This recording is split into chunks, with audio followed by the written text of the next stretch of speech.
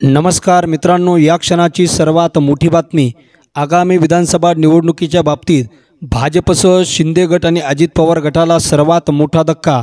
राष्ट्रवादी शरद पवार गटाकडून शरद पवारांनी आखली नवी रणनीती, तर या रणनीतीमुळे अजित पवार गटासह भाजपचा होणार सुपडा साफ।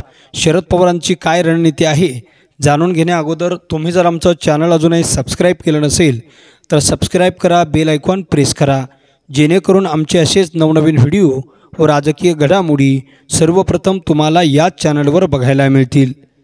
नाशिक व दिंडोरी लोकसभा मतदारसंघातील राष्ट्रवादी युवक काँग्रेसच्या पदाधिकाऱ्यांची मुंबईमध्ये बैठक झाली। शरद पवार यांच्या आदेशाने प्रदेशाध्यक्ष जयंत पाटील हे उपस्थित होते। बैठकीत राष्ट्रवादी युवक काँग्रेस पदाधिकाऱ्यांनी केलेली उत्कृष्ट कामगिरी, त्यामुळे महाविकास आघाडीला मिळालेले यश याबद्दल पदाधिकाऱ्यांच्या पाठीवर शब्बासकीची थाप देऊन जयंत पाटील यांनी त्यांचं कौतुक केलं। तर राष्ट्रवादी काँग्रेस शरद पवार गटाच्या पक्षाच्या वतीनं मुंबई येथे राष्ट्रवादी युवक काँग्रेसची बैठक झाली।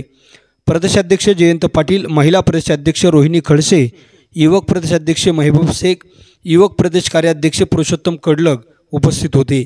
यावेळी नाशिक जिल्ह्यासह उत्तर महाराष्ट्रातील राष्ट्रवादी युवक काँग्रेसच्या सुरू असलेल्या कामांचा अहवाल प्रदेश कार्याध्यक्ष पुरुषोत्तम कडलग यांनी पक्षाच्या वरिष्ठ नेत्यांसमोर सादर केला।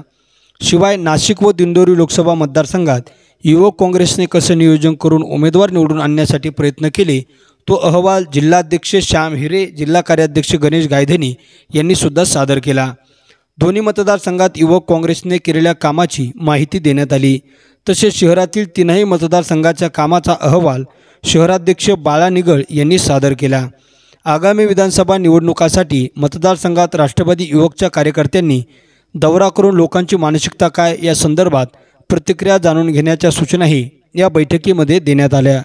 तर प्रदेश कार्याध्यक्ष पुरुषोत्तम कडलग, जिल्हाध्यक्ष श्याम हिरे, जिल्हा कार्याध्यक्ष गणेश गायधनी, शहराध्यक्ष बाळा निगळ, प्रदेश पदाधिकारी शाहू शिंदे, किरण भुसारे, दिनेश धात्रक, किरण कातोरे, संदीप भेरे, वैभव धांडे आदी उपस्थित होते।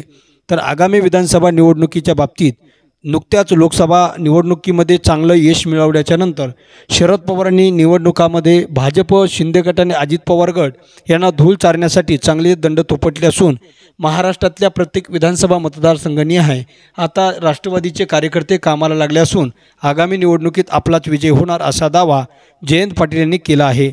मित्रांनो, तुम्हाला काय वाटतं? शरद पवार आता आखत असलेली रणनीती लोकसभा निवडणुकीप्रमाणे विधानसभा निवडणुकीत खरी होऊन विधानसभेतही भाजपसह ठाकरे गट, भाजपला धक्का देऊन ठाकरे गटासह राष्ट्रवादीचा शरद पवार गट यांना चांगलं यश मिळेल का? याबाबत आपलं मत आणि प्रतिक्रिया नक्की कमेंट बॉक्समध्ये व्यक्त करा। तुम्ही जर आमचं चॅनल अजूनही सबस्क्राइब केलं नसेल तर सबस्क्राइब करा, बेल आयकॉन प्रेस करा, जेणेकरून आमचे असेच नवनवीन व्हिडिओ व राजकीय घडामोडी सर्वप्रथम तुम्हाला या चॅनलवर बघायला मिळतील। मित्रांनो, तुर्तास धन्यवाद। जय महाराष्ट्र। भेटूया पुढच्या व्हिडिओमध्ये एका वेगळ्या विषयासह।